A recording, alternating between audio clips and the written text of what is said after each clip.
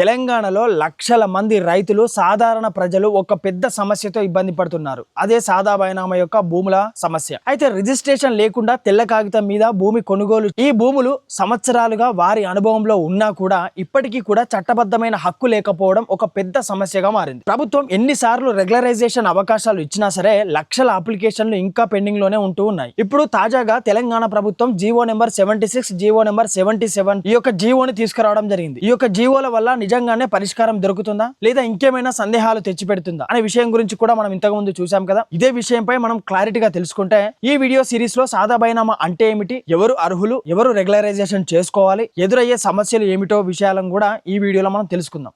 మీకు లాలెన్స్ టీవీ వీడియోలు ఉపయోగపడుతున్నాయి అనుకుంటే మీరు మాకు సపోర్ట్ కూడా చేయవచ్చు. ప్రతి వీడియో కింద కనిపించే థ్యాంక్స్ బటన్ పై క్లిక్ చేస్తే మీకు నచ్చిన అమౌంట్ ద్వారా సపోర్ట్ చేయవచ్చు. అలాగే జాయిన్ బటన్ పై క్లిక్ చేసి కూడా మన ఛానల్లో మెంబర్ గా చేరవచ్చు. మీ సపోర్ట్ వల్ల ఛానల్ గ్రోత్ ఎంతగానో పెరుగుతుంది. మరిన్ని లీగల్ వీడియో అవేర్నెస్ ప్రోగ్రామ్స్ చేయడానికి ఎంతగానో ఉపయోగపడుతుంది. మీరు ఒకసారి ఆలోచించండి, సపోర్ట్ చేయండి. Thank you. మీకు అందరికీ ఆల్రెడీ సాదా బైనామా అంటే ఏమిటో తెలుసు. మరొకసారి చూసినట్లయితే సాదా బైనామా అనేది తెలంగాణలో చాలా కాలంగా తెల్ల కాగితం మీద భూమి కొనుగోళ్లు జరిగాయి. దాన్నే సాదా బైనామా అన్నాం. అయితే రిజిస్ట్రేషన్ లేకుండా, స్టాంపు పేపర్ లేకుండా చేసినటువంటి ఒప్పందాలే సాదా బైనామాలు. గ్రామాలలో పెద్ద మనుషుల సమక్షంలో సాక్షిగా ఒప్పందం కుదుర్చుకొని కొనుగోలు, అమ్మకాలు చేయడం జరిగింది. ముఖ్యంగా పాతకాలంలో ఇది సామాన్యంగా జరిగేటువంటి ప్రక్రియ. ఈ మొత్తాన్ని మనం సాదా బైనామా అంటాం. రెండో విషయానికి వస్తే మనం పాత భూ వ్యవస్థ గురించి మాట్లాడుకుంటే అది జమీందారీ సిస్టమ్. జమీందారీ వ్యవస్థలో ప్రతి సంవత్సరం జమాబందీ అనేది జరిగేది. అయితే ఏ విధంగా కొనుగోలు చేసినా కూడా, రిజిస్ట్రేషన్ లేకపోయినా కూడా ROR రికార్డ్ ఆఫ్ రైట్స్లో పేరును నమోదు చేసుకునే అవకాశం అనేది ఉండేది. అయితే అమ్మిన వ్యక్తి ఖాతా నుంచి భూమి తొలగించి కొనుగోలు చేసినటువంటి వారి పేరును చేర్చడం జరిగింది పాత భూ వ్యవస్థ సిస్టంలో. మనం మూడో విషయం గురించి మాట్లాడుకుంటే 1971 తర్వాత వచ్చినటువంటి మార్పులు ఏమిటంటే 1971 ROR యాక్ట్ అమలులోకి వచ్చిన తర్వాత సాదా బైనామాకు రికార్డులలో నమోదు చేసే అవకాశం అనేది తగ్గింది. 1994 నుంచి జమాబందీ పూర్తిగా నిలిపివేశారు. దీంతో సాదా బైనామా యొక్క భూములు రికార్డులలో నమోదు కాకుండా పోయాయి. చాలా భూములు అనధికార స్థితిలో మిగిలిపోయాయి. నాలుగో విషయానికి వస్తే రెగ్యులరైజేషన్ ప్రయత్నాలు ఎలా ఉండేవంటే ప్రభుత్వం 3-4 సార్లు సాదా బైనామా అవకాశం ఇచ్చింది. చివరిసారిగా 9 లక్షల పైగా అప్లికేషన్లు కూడా వచ్చాయి.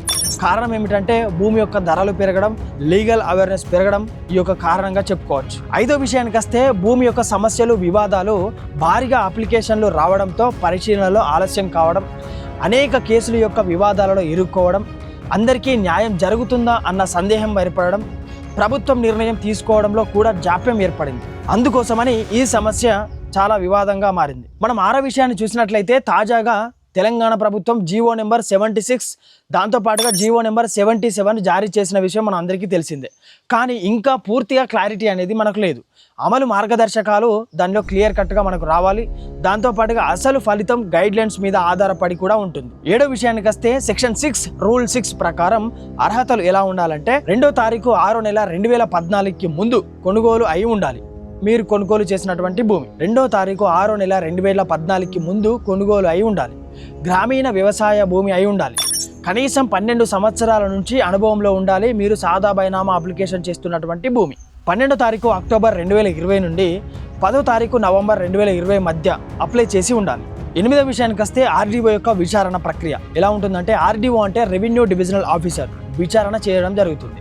నోటీసులు జారీ చేస్తారు, స్థానికంగా పరిశీలన చేస్తారు, పొరుగువారి నుంచి సమాచారం కూడా తీసుకుంటారు. దాంతోపాటుగా మౌఖిక, రాతపూర్వక ఆధారాలను కూడా పరిశీలిస్తారు. అవసరమైతే అఫిడవిట్ కూడా తీసుకుంటారు మీ నుంచి. స్టాంప్ అండ్ డ్యూటీ కూడా వసూలు చేస్తారు. 9వ విషయానికి వస్తే సర్టిఫికేట్ అండ్ పాస్బుక్. అర్హత ఉంటే రెగ్యులరైజేషన్ సర్టిఫికేట్ కూడా ఇస్తారు. RORలో పేరు కూడా నమోదు చేయడం జరుగుతుంది. పట్టాదార్ పాస్బుక్ కూడా ఇవ్వడం జరుగుతుంది. ఇది పూర్తిగా లీగల్ రైట్స్ని కల్పిస్తుంది. 10వ విషయానికి వస్తే 5 ఎకరాల వివాదం. ఇది మేజర్ ఇష్యూగా మారింది. కొందరు అధికారులు 5 ఎకరాల మించి దరఖాస్తును రిజెక్ట్ చేస్తున్నారు. 11వ విషయానికి వస్తే నిపుణుల యొక్క సూచన ఎలా ఉందంటే గైడ్లైన్స్ ప్రకారం కొనుగోలు సమయంలో ఉన్నటువంటి హోల్డింగ్ అనేది చూడాలి. గత రెగ్యులరైజేషన్లో కూడా ఇదే విధంగా జరిగిందా జరగలేదా అనే విషయం కూడా మనం గమనించాల్సి ఉంటుంది. అధికారులు తప్పుగా రిజెక్ట్ అనేది చేయకూడదు. సాదా బైనామా సమస్య అనేది చాలా పెద్ద సమస్య.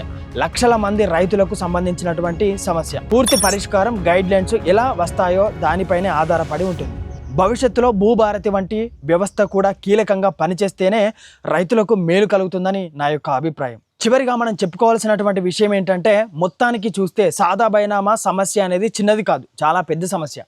ఇది లక్షల మంది రైతులు, సాధారణ ప్రజలు జీవితాలకు సంబంధించినటువంటి విషయం. అయితే ప్రభుత్వం తీసుకొచ్చినటువంటి జీవో 76, దాంతోపాటుగా జీవో నెంబర్ 77 నుంచి ముందడుగు పడాలి.